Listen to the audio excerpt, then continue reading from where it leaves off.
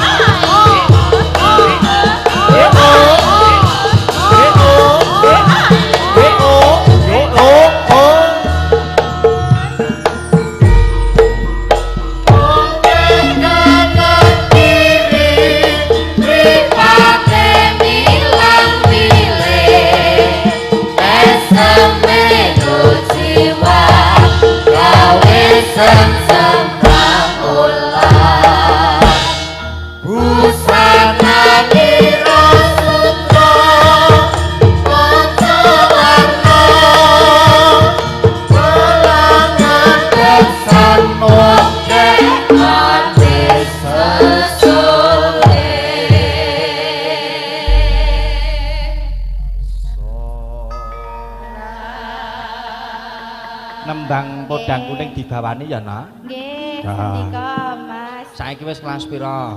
Sakniki nembe kelas kali. Kelas loro SMKI. Nggih. Jurusane? Karawitan. Oh, karawitan. Ya muga-muga kayak lulus. Amin. Ya, Niki kula wedi kok, Pak. wedi apa? Lah wau lah dinten Senin niku rapat. Heeh. Nah, kula mbuh munggah napa mboten? Wah, munggah. Ya. Engko tak telepon Pak Muklas. Ya. Kok karo tak telepon anu iki penggendarku. Ya. Penggendarku ki ya guru SMKI ya, Pak. Iya. Iya, sos tenang bae. Angger kowe iki tertib le sekolah ya munggah. Aja sok mbolos, aja tiru lek-lekmu iki. Iya. Dhisik zamane aku SMKI karo kanca-kanca iki gur bolos. Iya. Mesti ketuane jenengan ta, Pak? Ora. Lah? Sing demung. Iya. Nggih, niki nyuwun sewu nggih Bu Suhin. Heeh, yo nembang podang kuning dibawani. Ya wis diorjeni karo gurumu. Nadyan wujud temong peksi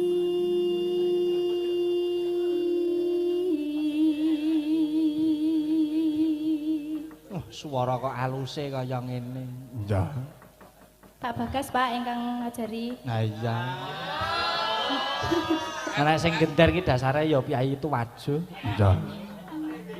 Telaten mulang karo anak-anak ki telaten. Iya. Iki uga disusul lekku Jarwo saka Gembuk. Ya matur nuwun lek Jarwo sekalian. Heeh. Yo.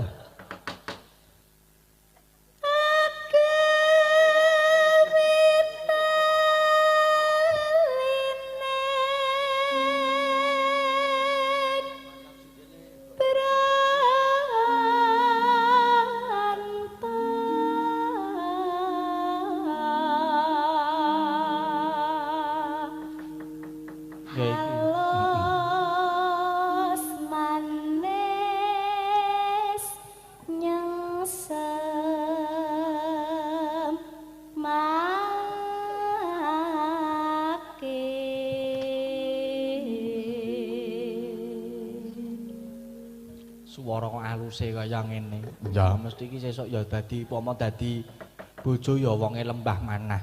Oh iya. Iya. Beda ro mbak-yune. Lah napa, Pak? Oh, mbak-yumu iki atos-atose. Iya.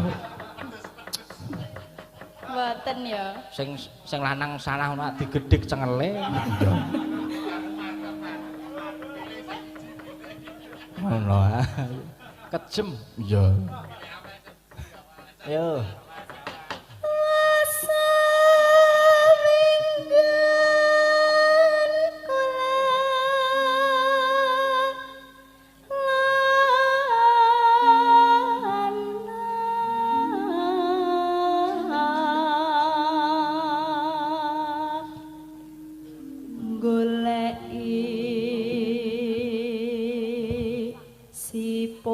podang jenar har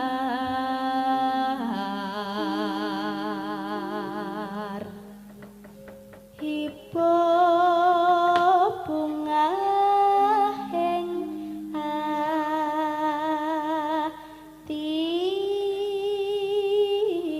atiku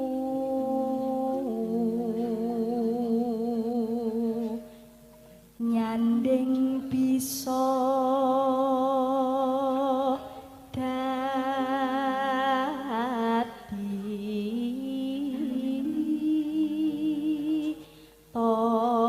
tombo